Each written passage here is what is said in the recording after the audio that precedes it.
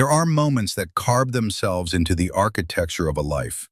Moments where everything could collapse completely or transform forever. For Garrett Blackwell, that moment was unfolding in a high school gymnasium in Portland, Oregon, on a Saturday evening in October 2025. Though he didn't know it yet, all he knew, sitting in his 2015 Honda Civic in the empty parking lot of Lincoln High School, was that walking through those doors felt like volunteering for public execution. The banner mocked him from the brick facade. Class of 2005, 20-year reunion. 20 years since he'd walked these halls as a scholarship kid with safety pins holding his backpack together.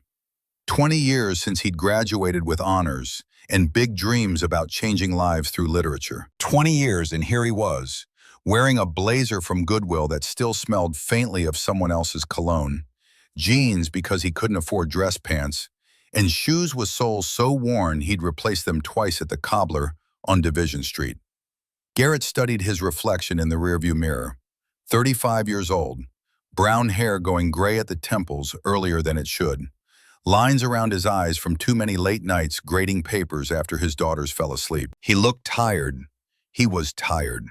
The kind of bone-deep exhaustion that came from working 60-hour weeks at Lincoln Middle School for $48,000 a year, then coming home to a 2-bedroom apartment in Riverside District where 3 7-year-old girls shared one bedroom while he slept on a pull-out couch in the living room.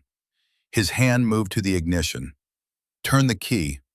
Drive home. Tell Ivy, Hazel, and Scarlett that Daddy didn't feel well. They'd understand. They always understood, which was somehow worse than if they'd complained.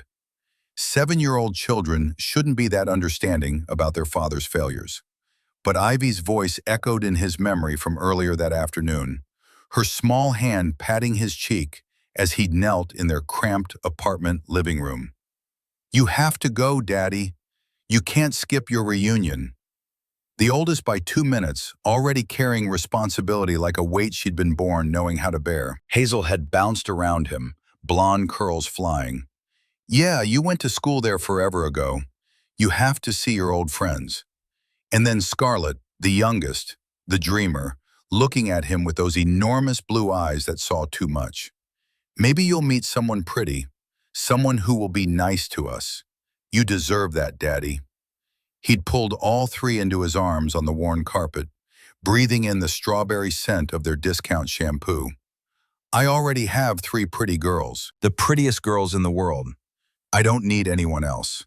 Ivy had touched his face again, her expression too solemn for a child.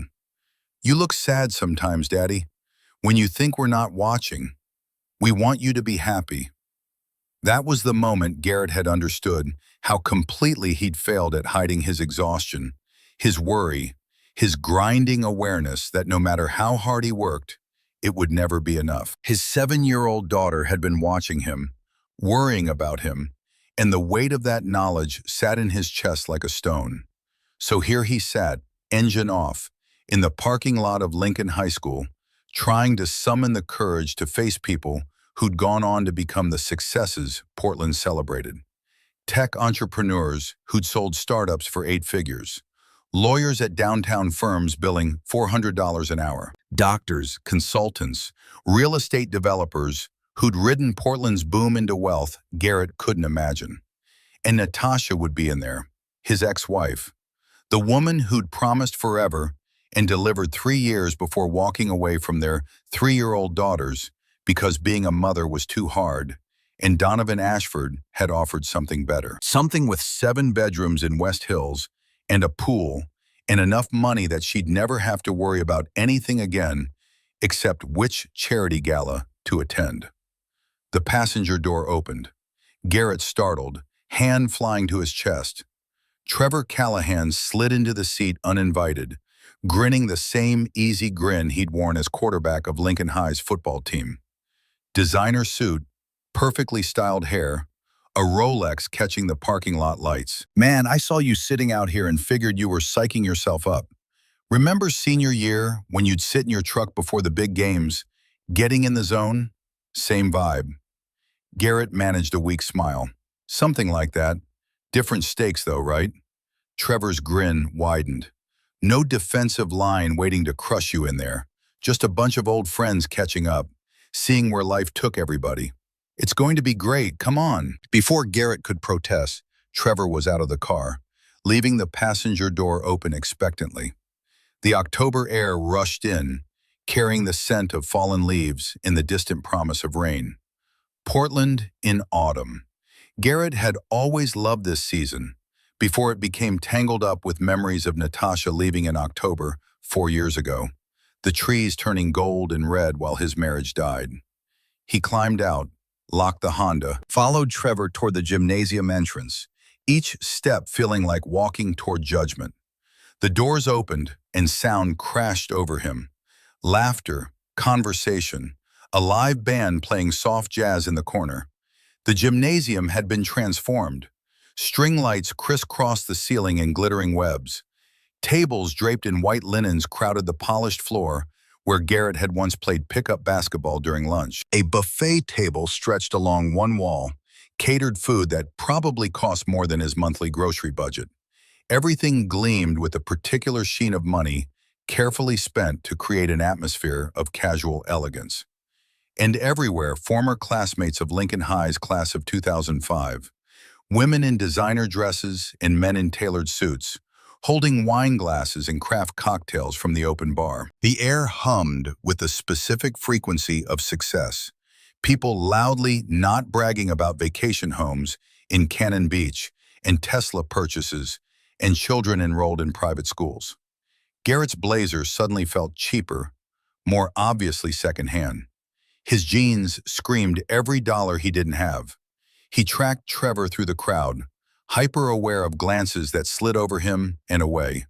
The barely perceptible flicker of recognition, followed by dismissal. Garrett Blackwell. Oh, right. The scholarship kid. What was he doing now? Teaching, wasn't it? Poor guy. Trevor grabbed 2 beers from a passing server, pressed one into Garrett's hand. Relax, man. You look like you're about to face a firing squad. It's just a party. But it wasn't just a party. It was a showcase, a performance. Everyone displaying the evidence of their success like peacocks fanning elaborate tails. And Garrett had nothing to display except a job that barely paid enough to keep 3 children fed and housed. A decade-old car held together by hope and duct tape, and the kind of bone-deep weariness that came from fighting a losing battle against poverty while trying to teach 12-year-olds why Shakespeare mattered. He sipped the beer.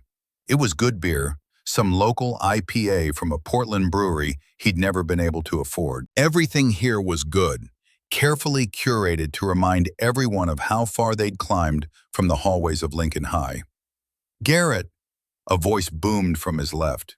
He turned. Marcus Webb, former student council president, now apparently doing something in commercial real estate based on the business cards he was pressing into every hand. Good to see you, man. What are you up to these days? Teaching.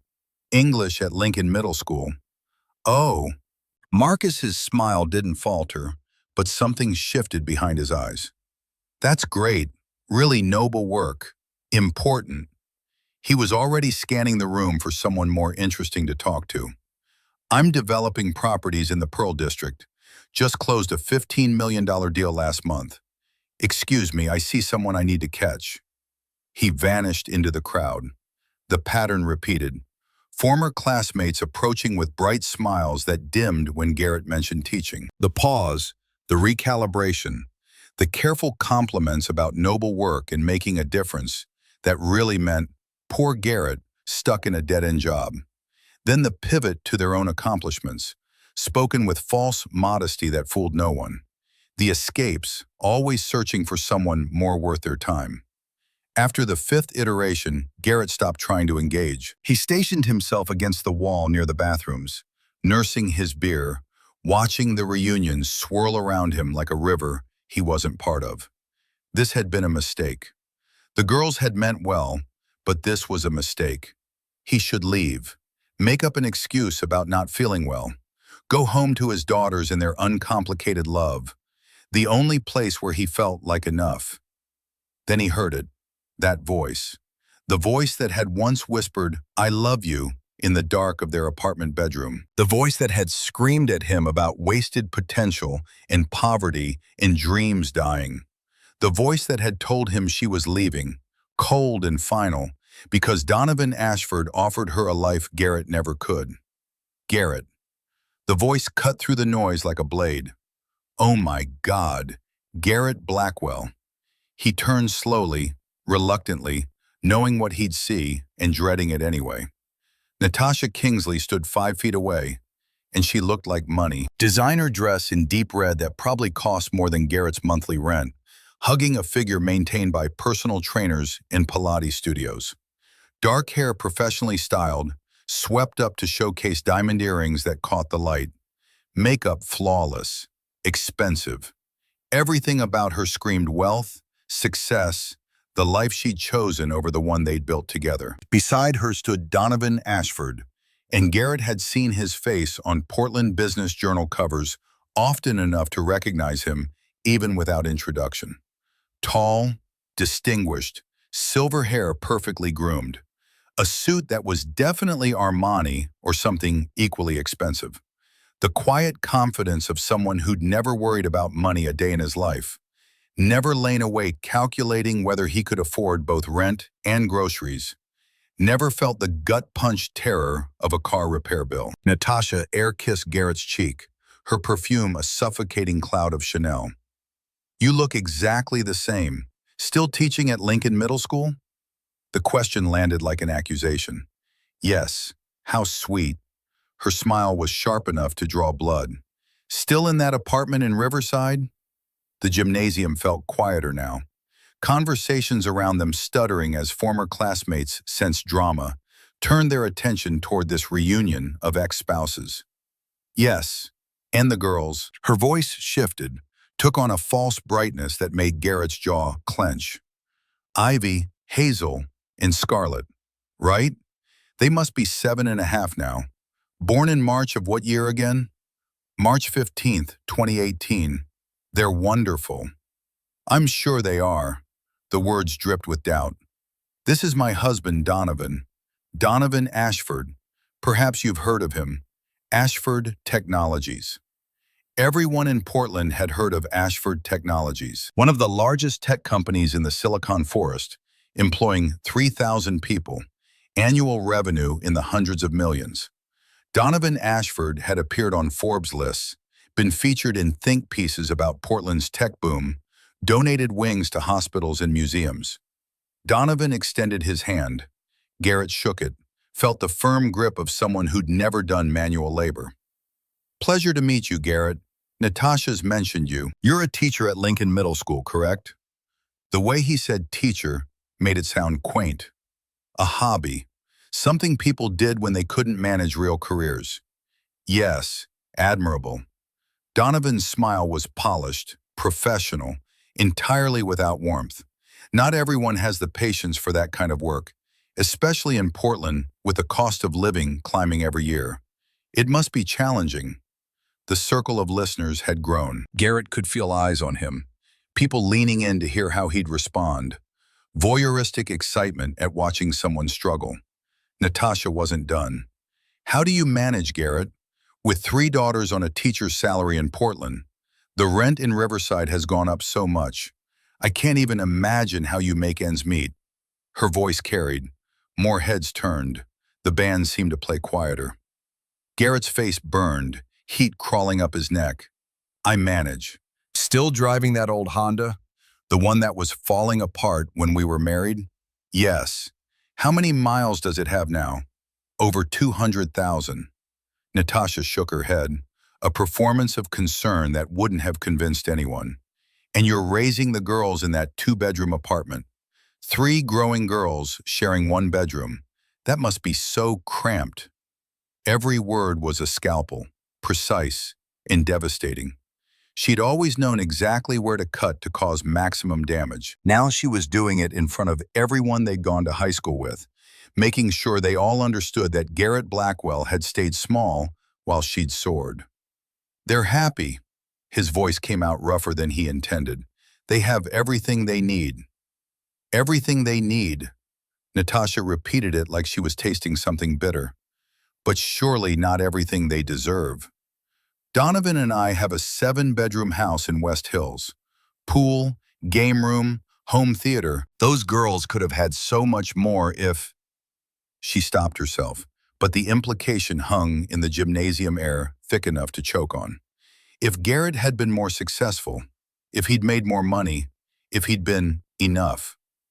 Garrett's mouth opened, but no words came. What could he say? That he worked himself to exhaustion, trying to provide for 3 daughters on a salary that would have been tight for one person, let alone 4. That he hadn't bought himself new clothes in 2 years because every extra dollar went to school supplies and food and the endless expenses of raising children. That he'd cried last week when the Honda's check engine light came on because he didn't know how he'd pay for whatever was wrong. That despite all of it, Ivy and Hazel and Scarlett were thriving, happy, secure, loved. How could he defend a life he wasn't ashamed of, but which suddenly felt crushingly inadequate under the weight of Natasha's gleaming success in the pitying stares of everyone watching?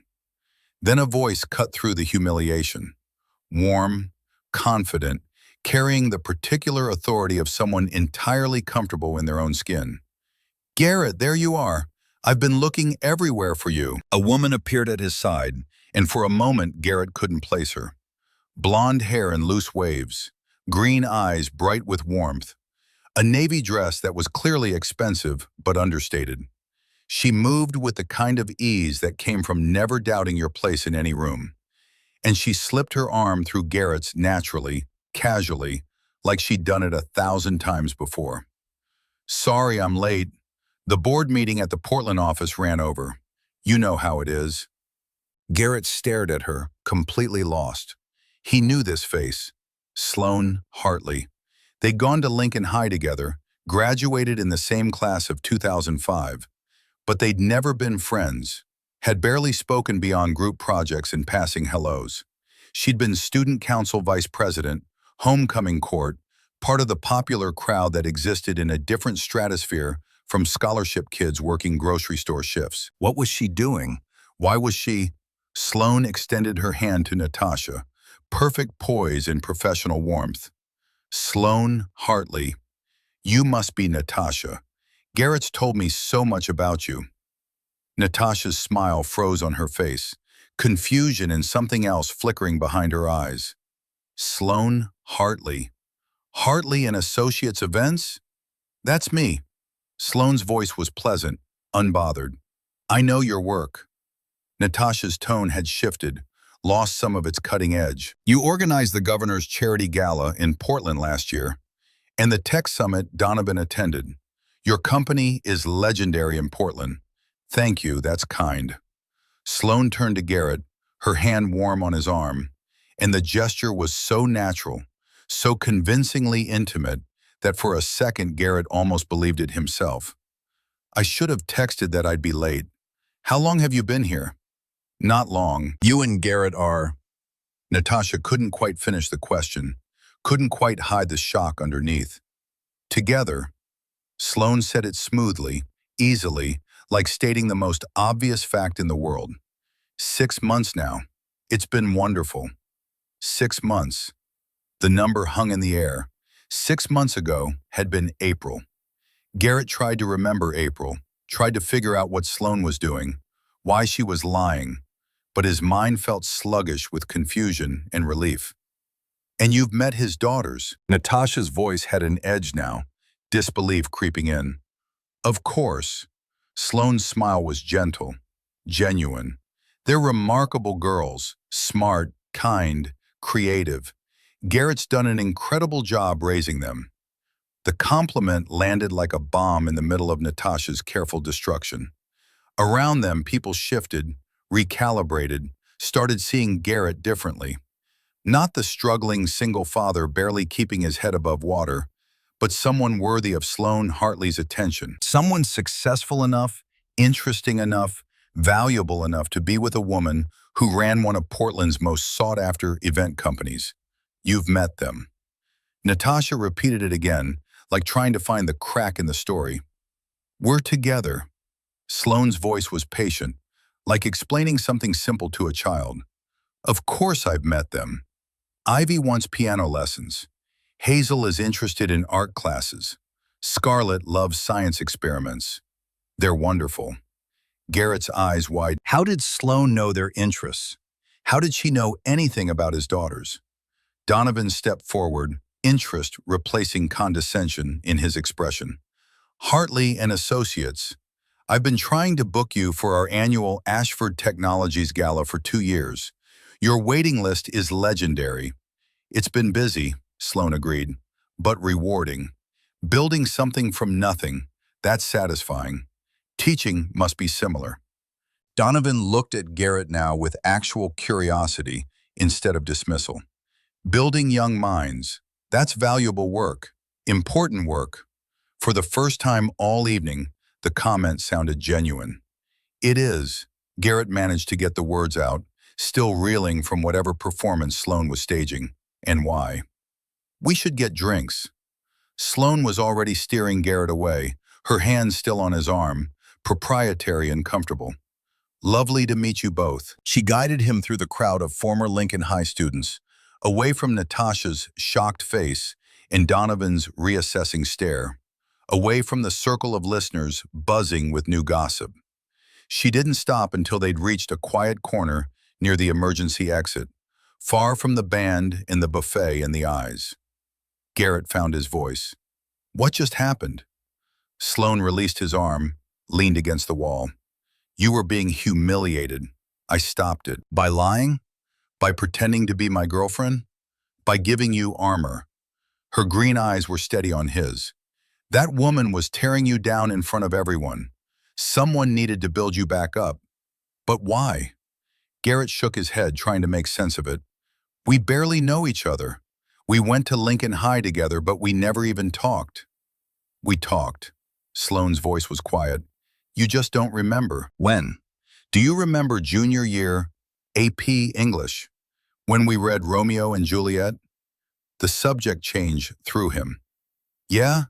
You wrote a paper about how the real tragedy wasn't their deaths. It was that they were brave enough to love, but the world wasn't brave enough to let them. About how the adults destroyed something beautiful because they were too cowardly to change. Garrett blinked. He did remember that paper. Mrs. Henderson had cried reading it aloud to the class, had told him it was the best student essay she'd seen in 20 years of teaching. But I don't remember you being in that class. I sat 3 rows behind you. Sloane's smile was soft, edged with something Garrett couldn't quite read. And I thought that paper was the most beautiful thing I'd ever heard. I had a crush on you for all of junior year. The gymnasium seemed to tilt. You had a crush on me? I was too scared to talk to you. She met his eyes. We were from different worlds at Lincoln High. You were the scholarship kid working at Fred Meyer on weekends. I was student council, homecoming court, all that surface stuff. I thought you'd never be interested in someone like me. The reverse of everything Garrett had assumed, the social hierarchy inverted. Sloane straightened from the wall. But I'm not scared anymore. Let me help, Garrett. Let me be your friend. Let me make sure that woman doesn't tear you down anymore. Something cracked open in Garrett's chest, something that had been sealed shut since Natasha left 4 years ago. Why would you do this? Because 18 years ago, I should have been brave enough to talk to you. Because you deserve someone in your corner. Sloane paused, and her voice dropped lower. And because I'd really like to meet your daughters, if you'd let me. Garrett looked at this woman who just lied for him, who'd stepped between him and public humiliation without hesitation, who claimed to remember a paper he'd written in 11th grade. This woman he'd never really known, who was offering something he couldn't quite name, but desperately needed. Okay. The word came out quiet. Okay. But Garrett, I need to be honest about something. Sloane's expression shifted, vulnerability replacing the confident performance from moments ago. I don't know what I'm doing. I work 80 hours a week. I'm terrible with kids. I might mess this up completely. The admission made her more real, less like some impossible savior and more like a person, flawed and uncertain. That's the most honest thing anyone said to me in years. Garrett found himself almost smiling. But I want to try. Her voice was firm again. If you'll teach me. Outside the gymnasium, October rain had started falling on Portland, tapping against the windows. Inside, the reunion continued. Former Lincoln High students drinking and laughing and comparing lives. And in the corner by the emergency exit, two people who'd orbited each other without connecting for 18 years stood on the edge of something neither quite understood yet. Garrett thought about his daughters waiting at home in their cramped Riverside apartment. Thought about Ivy's worried eyes and Hazel's endless optimism and Scarlett's dreams of being a princess scientist. Thought about how they'd told him to go to the reunion, to maybe meet someone nice, because 7-year-olds shouldn't have to worry about their father's loneliness. Same time next week? Sloan asked. Coffee? You can bring the girls. Let me try to be the friend you deserve. And Garrett, standing in his Goodwill blazer and worn shoes, carrying 4 years of single parenthood and exhaustion, and fighting to give his daughters everything on nothing, made a decision. Made a choice to trust someone for the first time since Natasha had walked out the door and never looked back. Okay, he said it again, stronger this time. Next Sunday. There's a coffee shop on Division Street near my apartment. Sloane's smile was bright enough to light the dim corner. It's a date. Not a date, a friend date. She laughed, suddenly uncertain again. I'm already messing this up. You're doing fine. And Garrett meant it. They exchanged phone numbers. Sloane typed his contact into her iPhone with quick, efficient fingers. Garrett watched her, still half convinced this was some elaborate dream or cruel joke, that he'd wake up or she'd laugh and walk away, leaving him alone again. But she didn't walk away. She squeezed his hand once, warm and real, and her green eyes were serious when she spoke. I know you don't know me. I know this is strange, but I meant what I said. You deserve someone in your corner, Garrett Blackwell, and I'd like to be that person. Then she was gone, disappearing back into the crowd of former students and success stories. Garrett stayed in his corner, hand tingling where she'd touched it, mind spinning with the impossibility of the last 20 minutes. Across the gymnasium, Natasha was watching him. Even from this distance, Garrett could see the calculation in her eyes, the wheels turning. She'd seen everything. Seen Sloane's performance, the easy intimacy, the transformation of Garrett from object of pity to someone interesting, someone worth a woman like Sloane Hartley's time. And Garrett, who'd walked into this reunion feeling like a failure, who'd been moments away from fleeing to his car and never returning, stood a little straighter. Let Natasha watch. Let everyone watch. For the first time in 4 years, something had shifted, something had changed. He didn't know what Sloane Hartley wanted, didn't understand why she'd lied for him or what she expected in return. Didn't know if this was real or temporary, or if he could trust the sudden appearance of someone claiming to care. But standing there in the gymnasium of Lincoln High School, rain falling on Portland outside and possibilities opening inside, Garrett allowed himself something dangerous, something he'd stopped letting himself feel after Natasha left, and the bills piled up, and the weight of single parenthood crushed every dream smaller. He allowed himself hope. The week between the reunion and Sunday coffee crawled by with agonizing slowness. Garrett found himself checking his phone compulsively, half expecting Sloane to text that she'd changed her mind, that the whole thing had been some temporary madness brought on by witnessing public humiliation. But the message never came. Instead, Friday afternoon, her name appeared on his screen with a simple question. Still on for Sunday? 2 o'clock at the Division Street coffee shop? He'd typed and deleted 3 different responses before settling on, yes, looking forward to it.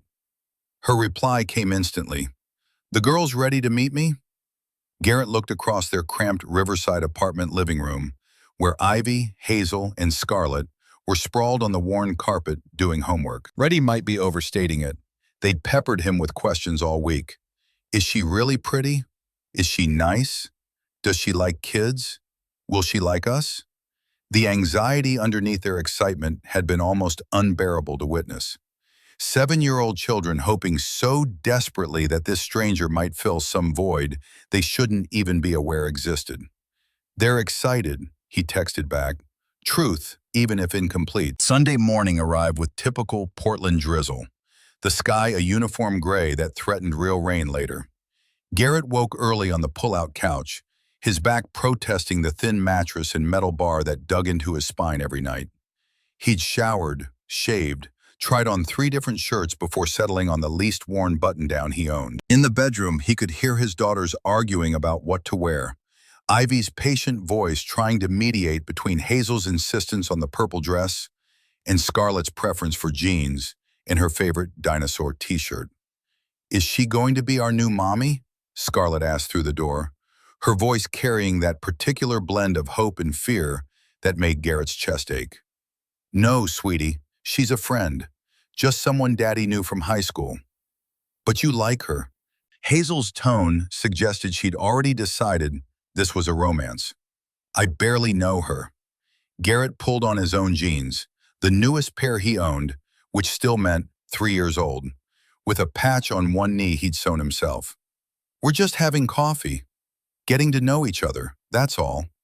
The coffee shop was a local Portland place on Division, the kind with mismatched furniture and local art on the walls, and a chalkboard menu featuring drinks with names like Cascadian Fog and Rose City Roast. Garrett arrived 10 minutes early with 3 blonde girls in tow, all dressed in their Sunday best, which meant clothes from Target that almost fit and shoes that would need replacing in 2 months when growing feet demanded it.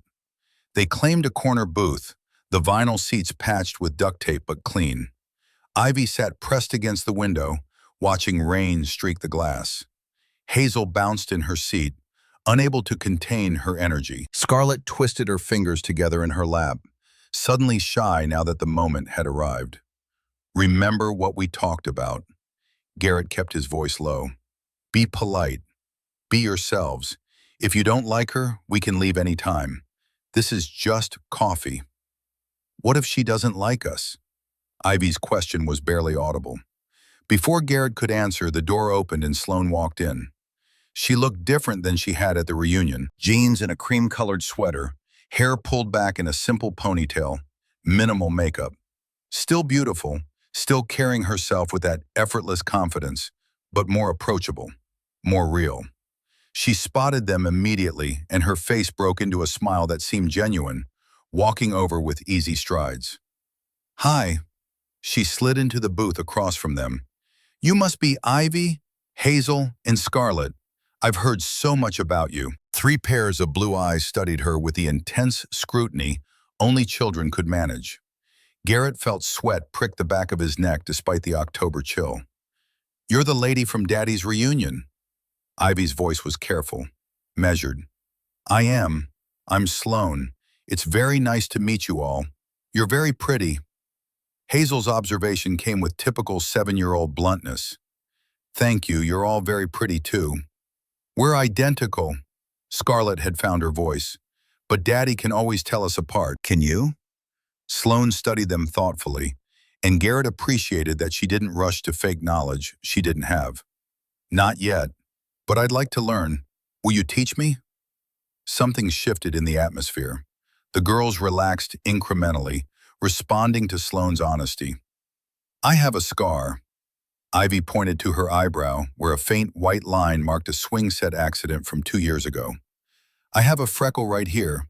Hazel showed her neck. I have a dimple that only shows when I smile really big. Scarlett demonstrated, her whole face lighting up. Those are excellent ways to tell you apart. Sloane's tone was serious, respectful. I'll remember. They ordered hot chocolate for the girls, coffee for the adults. The conversation started stilted, awkward pauses and questions that landed wrong. Sloane asked about school and got one-word answers. She tried discussing favorite books and met polite disinterest. Garrett watched her struggle, saw frustration flash across her face before she buried it behind another smile. Then disaster struck. Hazel, gesticulating while talking about her art class, knocked her hot chocolate across the table. The cup overturned, brown liquid flooding towards Sloane's side of the booth. Garrett lunged for napkins, but Sloane was faster, already grabbing the dispenser, soaking up the spill without flinching. Her sweater sleeve got soaked. Chocolate splattered her jeans, but she was laughing, not angry, helping Hazel mop up the mess. "Don't worry about it.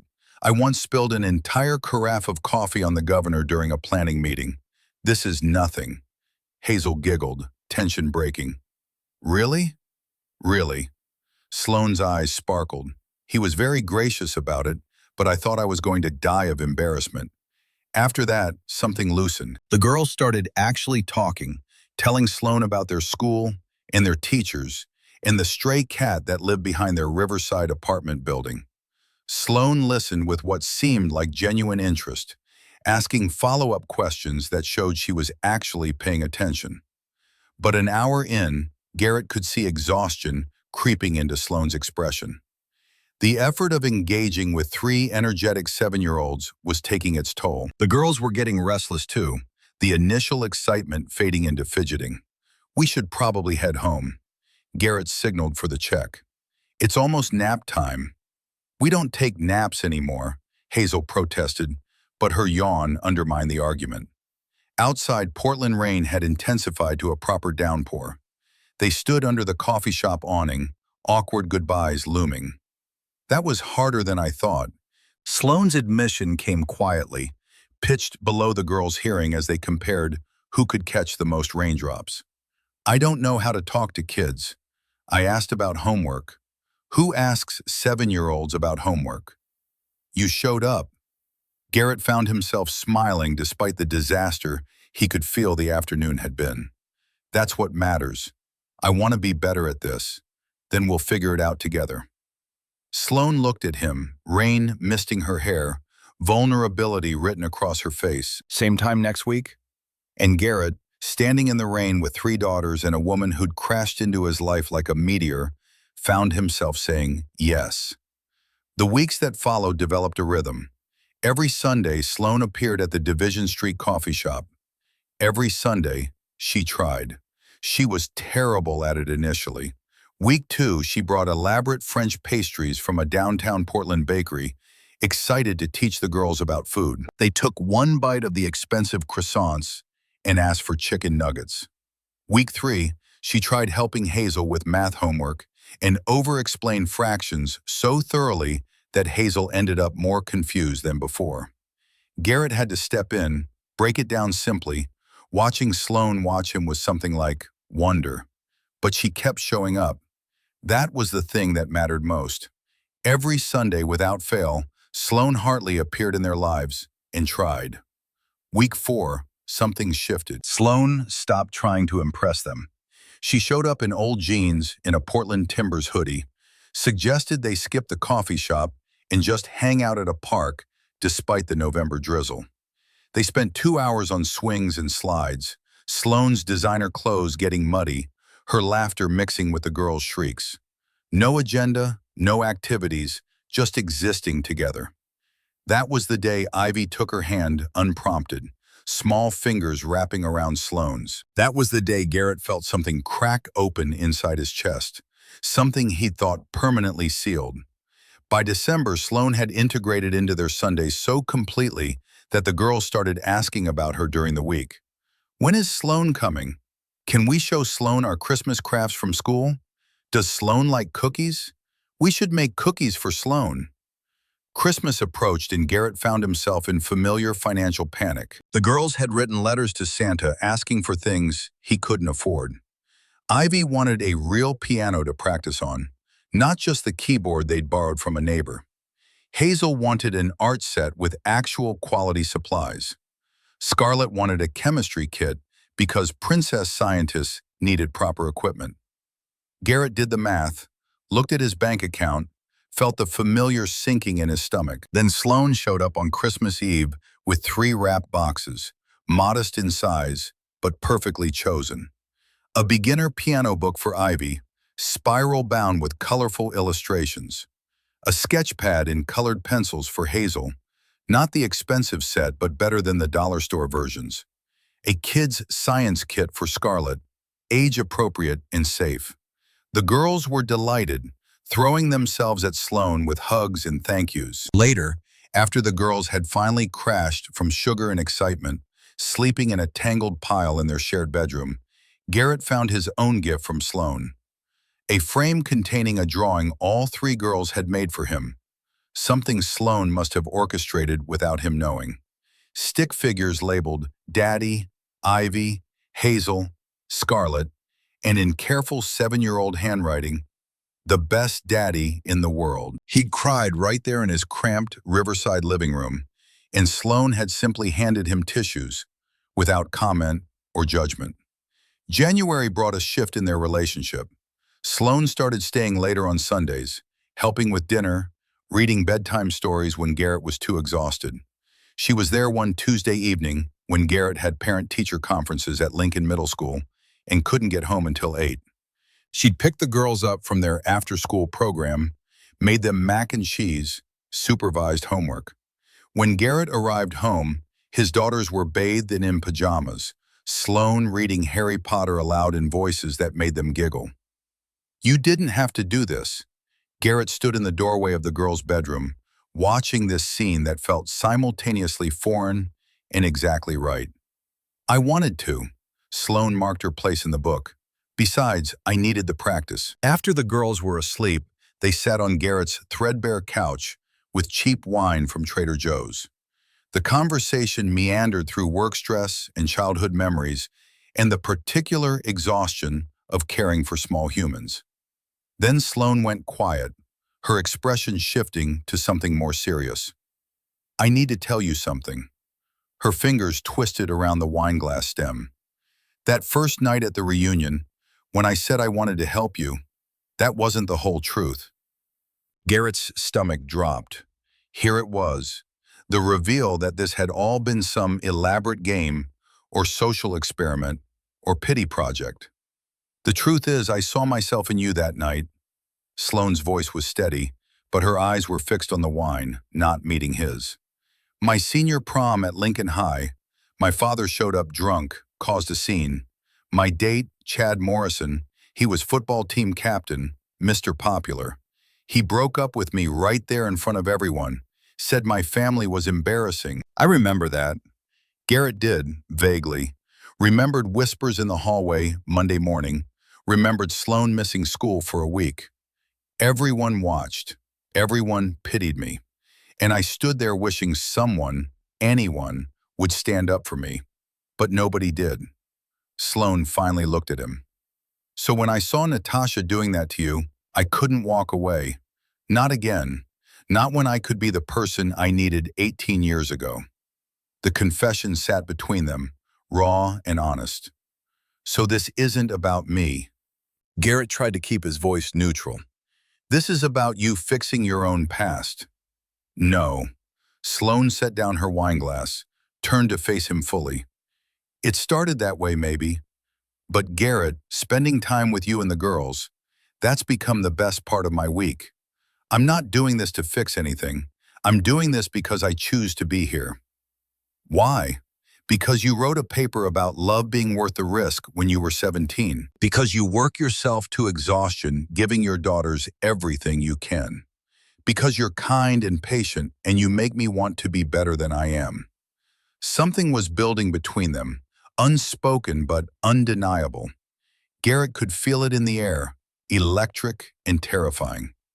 "I'm falling in love with you." Sloane's voice dropped to barely above a whisper. "And I'm scared to death because I've never let anyone this close. But I needed you to know." Garrett's heart hammered against his ribs. "I'm scared too. Terrified that you'll realize this is too hard, too messy, that we're not worth it."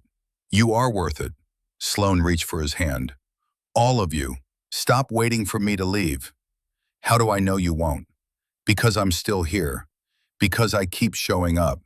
Because when I look at your life, at this apartment and your beautiful daughters and your teaching that actually matters, I don't see poverty, I see richness, everything important." Garrett leaned forward and kissed her, slow, careful, full of 4 months of building trust and hope. She kissed him back, her hand coming up to cup his face, and for a moment, everything was perfect. Then a small voice from the hallway, "Daddy, are you kissing Sloane?" They broke apart to find 3 blonde girls in matching pajamas standing in the doorway, eyes wide. We heard talking. Ivy's explanation was delivered with the solemnity of a guilty confession. "Does this mean Sloane is your girlfriend?" Hazel bounced on her toes, excitement overriding any sense of appropriate bedtime. "I think it does." Garrett looked at Sloane, who was blushing but smiling. "Does this mean she's our mom now?" Scarlett's question was quieter, more tentative.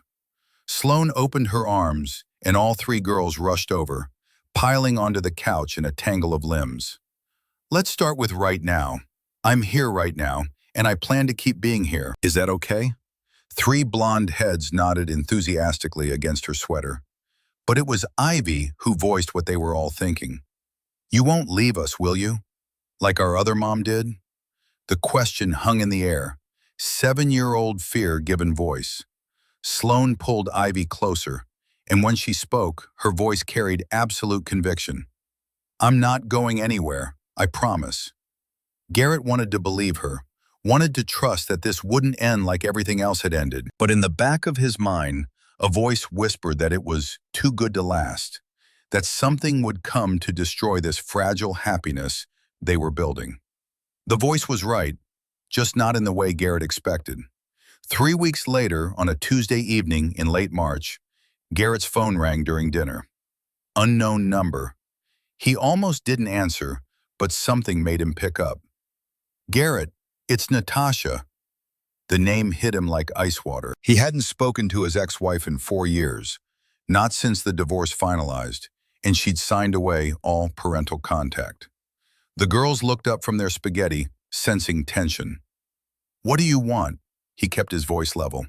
"I've been thinking about the girls." A pause. "I made a mistake." Garrett stood, walked into his bedroom for privacy. "What kind of mistake?" "Leaving them. All of it. I want to see them, Garrett. I want to be part of their lives again." His hand tightened around the phone. "You gave that up. You signed papers." "I never terminated parental rights. Just custody." Natasha's voice took on a harder edge. "I've been in therapy for 2 years. I've worked through my issues. Those girls deserve to know their mother. They have everything they need." "Do they? Living in a 2-bedroom apartment in Riverside on a teacher's salary?" Natasha's tone turned sharp. "I saw you at the reunion, Garrett. I saw what you're wearing, how you're living. Our daughters deserve better than poverty. They're happy. I can give them more. Private schools, opportunities. Donovan and I have resources you'll never have." Where is this coming from? Garrett's mind raced, trying to understand. 4 years of silence and suddenly this? "I'm their mother. I have rights. My lawyer says I can petition for partial custody. Supervised visits building to shared custody." The floor seemed to tilt. "You can't do this." "Think about it, Garrett. What's really best for them? Figure it out. My lawyer will contact you." The line went dead. Garrett stood frozen in his bedroom, staring at nothing. 4 years. 4 years of doing this alone, of being both parents, of sacrificing everything to give his daughters stability and love and security. And now Natasha wanted back in, wanted to disrupt everything they'd built. When he emerged, Sloane had arrived. She took one look at his face and sent the girls to their room to play. "What happened?" She guided him to the couch. He told her. Everything. The call, the threat, Natasha's claim that she could petition for custody. The words spilled out in a rush, panic rising with each sentence. "She can't do this. Courts favor stability. I can't afford a lawyer." Garrett's voice cracked. "I can barely afford rent. How am I supposed to fight someone married to a billionaire?" "You're not fighting alone." Sloane grabbed his hands. "I'll help. I'll pay for the lawyer. I'll testify. Whatever it takes." And something in Garrett snapped. All the stress of 4 years, all the weight of doing everything himself, all the terror of losing his daughters converged into a single point of defensive anger. I can't ask you to do that. You're not asking, I'm offering. No, the word came out flat, final. Sloan pulled back. What? I don't need rescuing. Garrett stood, paced to the window. I've been raising 3 daughters alone for 4 years. I've been handling this. Garrett, be reasonable. I've been reasonable.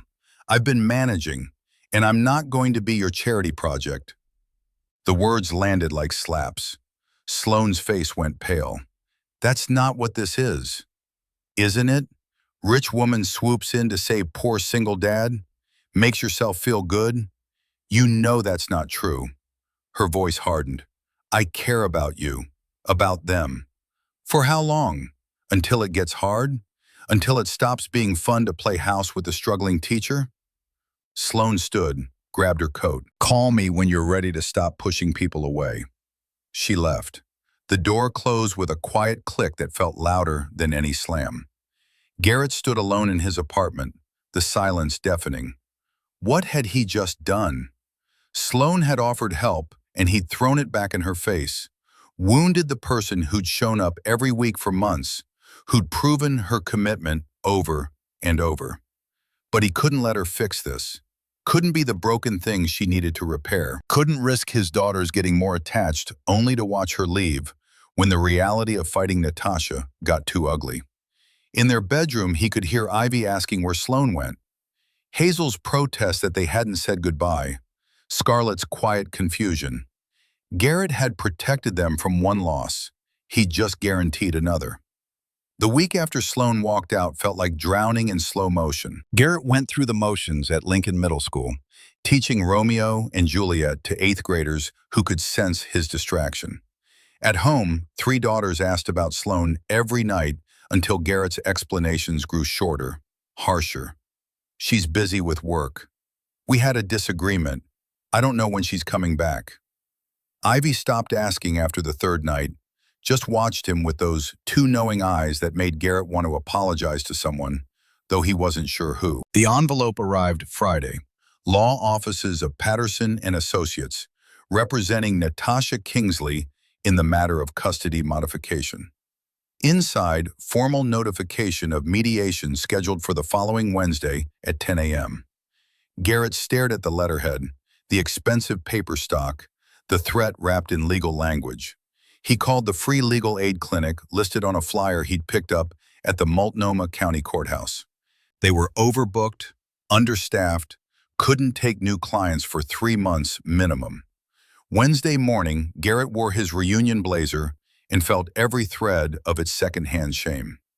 The mediation office occupied the 20th floor of a downtown Portland building with floor-to-ceiling windows overlooking the Willamette River. Natasha and Donovan sat on leather chairs that probably cost more than Garrett's monthly rent. Their lawyer, Robert Klein, wore a suit that screamed Yale Law and billable hours starting at $600. Garrett sat alone at the conference table, a legal pad and pen from the dollar store, his only defense. The mediator, a tired woman named Mrs. Chen, opened her laptop and began. We're here regarding custody modification petition filed by Natasha Kingsley. Mrs. Kingsley is requesting graduated reintroduction to her daughters, starting with supervised visits in building toward shared custody. Klein slid a folder across the table. My client has undergone extensive therapy. 2 years, twice weekly sessions with Dr. Patricia Morris, a licensed clinical psychologist specializing in postpartum depression and parental bonding. We have documentation. The folder was thick, therapy session notes, carefully redacted but showing consistent attendance. Evaluation letters from Dr. Morris describing Natasha's progress, her readiness to parent. Financial statements proving the Ashford house in West Hills could more than accommodate 3 children. Mrs. Kingsley experienced severe, untreated postpartum depression following the birth of triplets. Klein's voice was smooth, practiced. She made the difficult decision to step back rather than harm her children. She spent the intervening years addressing her mental health. She's stable, she's ready, and she wants to be a mother to her daughters. Garrett found his voice. She abandoned them when they were 3 years old. She made an impossible choice in crisis. Klein didn't miss a beat. The question before us isn't the past. It's whether these children benefit from having their biological mother in their lives now. The mediation proceeded like execution disguised as conversation. Klein presented evidence of Garrett's financial struggles. Rent-to-income ratio pushing 50%. Free lunch program applications for the girls at school. Credit card debt from emergency car repairs. Each document another proof of barely surviving. Mr. Blackwell works 60 hours per week between teaching and tutoring. Klein's voice carried false sympathy. He's exhausted, overwhelmed. The children share a single bedroom in a 2-bedroom apartment. They deserve more opportunities than a struggling teacher can provide. Garrett tried to counter. My daughters are thriving. I have report cards, teacher evaluations. Ivy, Hazel, and Scarlett are happy, well-adjusted. Klein cut him off with photos. The Ashford estate in West Hills. 7 bedrooms, pool, game room, home theater. A bedroom decorated for each girl, ready and waiting. Tuition accounts established at Portland's best private schools. We're not asking Mr. Blackwell to give up custody. Klein's smile was predatory. Just to share it. Allow Mrs. Kingsley to be part of their lives. Surely he wants what's best for his daughters. The mediation lasted 90 minutes. Mrs. Chen concluded by recommending formal court proceedings. Mr. Blackwell, I strongly suggest you retain legal counsel. Outside the building, Natasha stopped him on the sidewalk. Garrett, this doesn't have to be a fight. Just let me see them. Let me try. You had 5 years to try. His hands shook. You chose Donovan's money over your children. I was sick. Natasha's voice cracked, and for a second she sounded almost human. I'm better now. Don't punish them because you hate me. Garrett walked away without answering, took the MAX train back to Riverside because parking downtown cost $20 he didn't have. Sat in his apartment that afternoon calculating the impossible math. Lawyers cost retainers of $5,000 minimum. Court costs, expert witnesses, evaluations. He had $800 in savings, most of it earmarked for the girls' summer day camp. That night, Ivy asked why he looked so sad. Hazel wanted to know if they were moving. Scarlett asked if they'd done something wrong. 3 8-year-olds trying to understand why their world felt unstable, and Garrett had no answers that wouldn't terrify them more. Thursday evening, desperation drove him to Sloane's office in the Pearl District. Her company occupied the 3rd floor of a converted warehouse, all exposed brick and industrial chic. The receptionist recognized him, offered a practiced smile. Miss Hartley is in a meeting. Can I take a message? I'll wait. An hour passed. Garrett sat in the lobby watching Portland professionals come and go, every one of them more successful and put together than he'd ever be. Finally, Sloane emerged from a conference room, stopped short when she saw him. Garrett, her voice was carefully neutral. Can we talk? Please? She led him to her office. Windows overlooked the Pearl District, the kind of view that came with success Garrett couldn't fathom. Sloane leaned against her desk, arms crossed, waiting. I'm sorry. The words felt inadequate. For what I said, how I acted. You offered to help and I threw it back in your face. You did. I was scared. Garrett forced himself to meet her eyes. Terrified that you'd realize how hard this is and leave. That the girls would get more attached and then lose you like they lost Natasha. So I pushed you away first. You hurt me. Sloane's voice was steady, but he could hear the pain underneath. Made me feel like everything I'd done, every Sunday I showed up, meant nothing. It meant everything. That's why I'm here. I need your help, Sloane. Not because I can't do this alone, but because I don't want to. Something shifted in her expression. I'm terrified I'm going to lose them. Garrett's voice broke. Natasha has unlimited money, lawyers, this perfect life to offer. I have a 2-bedroom apartment and a teacher's salary and love. And I'm scared to death that love won't be enough. Sloan moved closer. Tell me what you need. A lawyer. Someone who can fight Klein and his firm. I can't afford it. I'm asking for help not because it's easy, but because my daughters are worth swallowing my pride. Partners? Her question echoed their reconciliation from months ago. Partners. Sloan pulled him into a hug, and Garrett felt something he'd been holding too tight finally release. She made calls that night. By Friday afternoon, Garrett had a consultation scheduled with Amanda Pierce, one of Portland's best family law attorneys. Amanda's office was in a high-rise downtown, her hourly rate something Garrett couldn't even conceptualize affording. Sloan is handling my retainer. Amanda's directness was oddly comforting. Let's talk about your case. They spent 3 hours building strategy. Amanda reviewed the mediation notes, made lists of witnesses and documentation they'd need. Teachers from the girls' school. Neighbors who could testify to Garrett's parenting. Medical records showing consistent care. Photos documenting their life. Sparse but filled with love. Klein will attack your finances. Amanda's assessment was blunt. Paint you as barely managing, unable to provide enrichment. We counter with stability and attachment. Those girls have known only you for 5 years. Disrupting that causes harm. What about Sloan? Can she testify? How long have you been together? Officially? 6 months, almost 7. Amanda's expression stayed neutral, but Garrett saw the calculation. They'll say it's too new, that you're using the relationship to appear more stable. It's real, Garrett's voice was firm. She's been part of our lives, part of the girls' lives. They love her. Then we use that, carefully. Show the support network you've built. Over the next 2 weeks they prepared. Mock testimony sessions where Amanda played Klein, asking brutal questions designed to make Garrett defensive. How do you explain working 60 hours per week when your daughters need supervision? Why should the court believe you're providing adequate enrichment? Isn't it true you can barely afford to keep them clothed? Garrett learned to answer calmly, redirect to what mattered. I work hard to provide stability. My daughters are thriving in school, emotionally secure.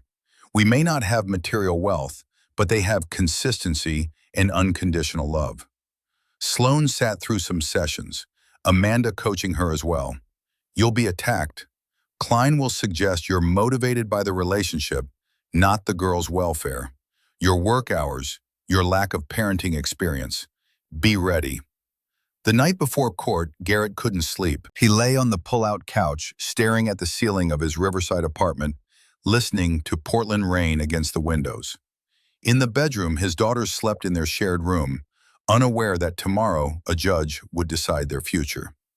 Sloan had stayed for dinner, helped with bedtime stories, then returned to her Pearl District condo so Garrett could rest.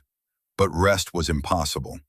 Every possible outcome spun through his mind, each one worse than the last. His phone buzzed. Sloan's text glowed in the darkness. Can't sleep either. You've got this. Those girls are yours in every way that matters. He wanted to believe her. Friday morning in late April arrived gray and cold. Amanda met them at the Multnomah County Courthouse downtown, her confidence a shield Garrett desperately needed. The courtroom was smaller than he'd expected, wood-paneled and formal. Natasha and Donovan sat with Klein at one table. Garrett, Sloan, and Amanda at the other. Judge Margaret Foster entered, a woman in her 60s with sharp eyes and zero patience for nonsense. Everyone rose. The hearing began with Klein's opening. This case concerns a mother who made the painful decision to step back from parenting during a mental health crisis and has since done the necessary work to be present for her daughters. Natasha Kingsley isn't asking to replace Mr. Blackwell. She's asking for the opportunity to be part of these children's lives. The opportunity she should have had all along. Amanda's response was surgical. This case concerns 3 8-year-old girls who have known only one parent their entire conscious lives. Disrupting that stability to satisfy Mrs. Kingsley's belated maternal instincts serves no one's interests but her own. Klein called Natasha first. She took the stand in a dove gray dress, perfectly styled, the picture of composed motherhood. Klein walked her through the timeline, the pregnancy, the overwhelming terror of triplets, the spiral into untreated depression. I was drowning. Natasha's voice was soft, vulnerable. I couldn't breathe. I thought they'd be better off without me than with a mother who couldn't function. And since the divorce, 2 years of intensive therapy, support groups, medication management. I've done the work, confronted my failures. I'm ready now. Klein showed letters from Dr. Morris, evaluations praising Natasha's progress, financial statements proving the Ashford resources, photos of bedrooms waiting for Ivy, Hazel, and Scarlett. What do you hope to offer these children? Klein's voice was gentle, rehearsed. Stability, opportunities, a mother's love. Natasha's eyes glistened with what might have been real tears. I want to take them to museums, enroll them in music lessons, give them experiences. I want to be part of their graduations, their weddings, their lives. I want to stop being the woman who walked away and become the mother they deserve. It was a good performance. Garrett watched jurors taking notes, saw sympathy on some faces. Amanda's cross-examination started soft. Mrs. Kingsley, when are your daughter's birthdays? March 15th. What year? A hesitation. 2018. And they just turned 8 this past March, correct? Yes. What are their favorite colors? Natasha's composure flickered. I'm not sure. Pink, maybe? Ivy prefers blue. Hazel likes green. Scarlett's favorite is purple. Amanda's tone stayed neutral. What grades are they in? 2nd grade? They're in 3rd grade now. They turned 8 in March, moved up a grade in September. When did you last speak to these children, Mrs. Kingsley? I haven't, that's why I'm here. 5 years of silence. No birthday cards, no phone calls, no attempts at contact until 6 months ago. Why now? Natasha straightened. I've been working on myself, getting healthy. Amanda shifted. You and Mr. Ashford have been trying to have children together, haven't you? Klein objected. Relevance, Your Honor. Judge Foster leaned forward. I'll allow it. Answer the question. Yes. Natasha's voice was quieter now. We've been trying. For 3 years, according to medical records your counsel provided, you've undergone multiple rounds of IVF, all unsuccessful. The courtroom went silent. So you're seeking custody of Ivy, Hazel, and Scarlett because you cannot have children with Mr. Ashford. Amanda's voice wasn't cruel, just factual. They're convenient. That's not true. Natasha's carefully constructed composure cracked. They're my daughters. I made a mistake. I was sick and scared and I left. But I'm trying to fix it now. Some things can't be fixed, Mrs. Kingsley. Only accepted.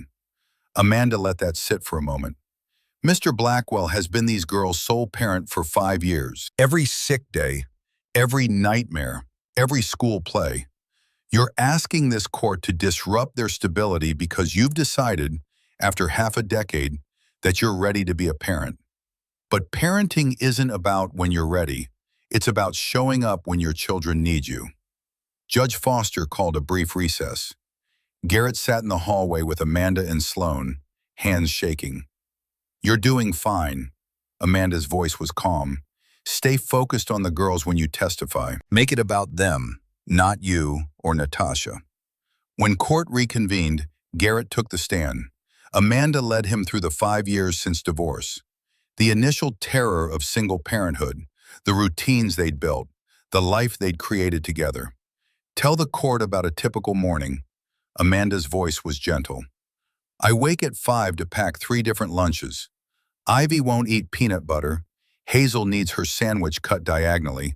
Scarlett only likes grape jelly. Get them up at 6:30. Help them dress. Ivy likes her hair in a French braid.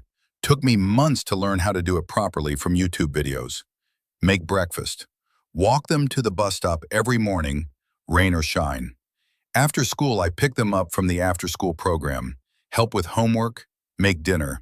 We read together before bed, every single day for 5 years. Klein's cross was designed to wound. Mr. Blackwell, you work 60 hours per week, correct? I work to support my daughters. You're exhausted. Your financial records show credit card debt, late rent payments. Wouldn't they benefit from having two parents to share that burden? They benefit from having a parent who's actually there. Garrett kept his voice level. Not someone who appears when it's convenient.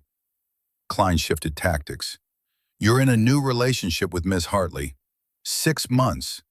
Convenient timing, wouldn't you say? Sloan has proven her commitment to my daughters. She shows up. She participates in their lives. That's more than their biological mother has done in 5 years. 6 months is hardly a stable foundation for a blended family. It's 6 months more than Natasha has given them recently. Klein sat down and Amanda called Sloan. She walked to the stand, composed, professional. Amanda established timeline, relationship with the girls, integration into their lives. Ms. Hartley described Garrett as a father. Sloan's voice was clear. He's the most devoted parent I've witnessed. He wakes before dawn to make 3 different lunches because each girl has specific preferences. He learned to French braid from YouTube at midnight. He works exhausting hours and still never misses a school event. He may not have wealth, but his daughters are rich in everything that actually matters. And the girls themselves? What are they like? Happy, secure. Ivy wants to be a teacher like her father. Hazel draws constantly, processes emotions through art. Scarlett asks endless questions about science because she wants to understand how the world works. They're thriving because they have a father who sees them, truly sees them, every single day. Klein stood for cross. Ms. Hartley, you work 50 to 70 hours per week running an event company, correct? Yes. You've never been married, never had children. What qualifies you to assess what's best for these girls? Sloan met his eyes directly. I'm qualified to recognize love when I see it. I've spent 6 months watching Garrett Blackwell be the kind of parent most people only aspire to. I'm testifying because 3 8-year-old girls deserve to stay with a parent who actually knows them. Sloan's voice carried absolute conviction. Natasha Kingsley doesn't know their favorite colors, their current grade level, anything real about who they are. But Garrett does. And removing them from his sole custody would be the greatest injustice this court could commit. The courtroom fell silent. Judge Foster called for closing arguments. Klein presented his case for shared custody, the material benefits, Natasha's rehabilitation. Amanda countered with stability, attachment, the fundamental truth that disruption causes harm. Then Judge Foster spoke, and everyone leaned forward. I've reviewed all evidence and testimony. This is indeed difficult. Garrett's heart hammered so hard he thought everyone could hear it. Mrs. Kingsley has clearly worked on her mental health. She appears sincere in her desire to build relationships with her daughters. However, the judge's voice sharpened. This court's primary concern is the welfare of the children, not the fulfillment of parental desires. You voluntarily chose not to seek custody in the original divorce, Mrs. Kingsley. You had no contact with these children for 5 years. You don't know basic facts about their lives. Your testimony suggests this petition is motivated less by genuine relationship building and more by your inability to have children with your current spouse. Mr. Blackwell has been the sole custodial parent for 5 years. School records show these children are thriving academically and socially. Teacher testimonies describe happy, well-adjusted girls. The psychological evaluation shows secure attachment to their father. Disrupting that stability would cause measurable harm. Garrett couldn't breathe. I am denying the petition for custody modification. Mr. Blackwell will remain sole custodial parent. The gavel came down. Garrett's legs went weak. Sloan grabbed his hand, and he heard Amanda exhale beside him. They'd won. His daughters were staying with him. Safe, secure, home. Outside the courthouse, Portland rain had started, light and clean. Natasha stood on the steps with Donovan, and for a moment their eyes met. This isn't over. Her voice was quiet but carried. Yes, it is. Garrett's voice was firm but not angry. You made your choice 5 years ago. Those girls have a life, a parent who shows up every day. That's not going to change. They're my daughters. No, biology doesn't make you a parent. Being there does. I was there for every nightmare, every fever, every moment they needed someone. Where were you? Natasha had no answer. She walked to their car with Donovan, and Garrett watched them drive away. Amanda left with promises to send final paperwork. Sloan and Garrett stood on the courthouse steps, rain falling around them. The weight Garrett had carried for weeks, months, years, finally lifted. We won. He turned to Sloan. We actually won. You won. Because you're their father in every way that matters. They drove back to Riverside. Garrett's mother had watched the girls during court, keeping them distracted with movies and cookies. When Garrett and Sloan walked through the apartment door, 3 blonde heads popped up from the couch. Daddy! Hazel was first, launching herself at him. What happened? Are we okay? Garrett knelt and pulled all 3 into his arms. We're more than okay. You're staying right here with me. Nothing's changing. Ivy burst into tears she'd been holding back for weeks. We're not leaving? Never. You're stuck with me forever. And Sloan? Scarlett looked up with those big blue eyes. Is she staying too? Sloan knelt beside them. If you'll have me, I'd very much like to stay. 3 girls tackled her in a hug that nearly knocked her over, and Garrett watched his family, because that's what they were now, a family, hold each other in their small Riverside apartment. That night, after the girls finally fell asleep in their shared room, exhausted from celebration and relief, Garrett found Sloan on the apartment's small balcony. Portland spread below them, rain-washed and clean under streetlights. Thank you, he stood beside her, for everything. The lawyer, the testimony, showing up. You would have won without me. Maybe, but I'm glad I didn't have to. Garrett pulled a small box from his pocket. I sold my guitar to buy this, the one I've had since college. Sloan's eyes widened as he opened it. Simple band, small diamond, nothing extravagant, but everything real. I don't have much to offer. 2-bedroom apartment, chaos, 3 daughters who will test every ounce of your patience. But I can offer you all of me, all of us, if you'll have us. Garrett, her voice broke. Marry me. Not someday, not eventually. Marry me and help me raise these girls. Be their mother in all the ways that matter. Be my partner in this beautiful mess we're building. Sloan didn't hesitate. Yes, of course, yes. He slipped the ring on her finger and kissed her there on a balcony in Riverside, while Portland rain fell soft around them. Inside the apartment, 3 girls slept secure in the knowledge their world was stable. And for the first time in 5 years, Garrett Blackwell allowed himself to believe that happiness wasn't just possible, it was real. It was here, and it was his to keep. They stood holding each other as rain turned to mist.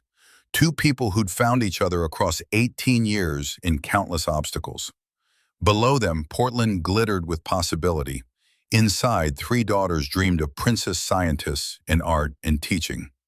And Garrett finally understood that worth was never measured in bank accounts or square footage or material success. It was measured in moments like this, standing in the rain with the woman he loved, knowing his daughters slept safe behind him, understanding that the richest life was simply one filled with people who stayed.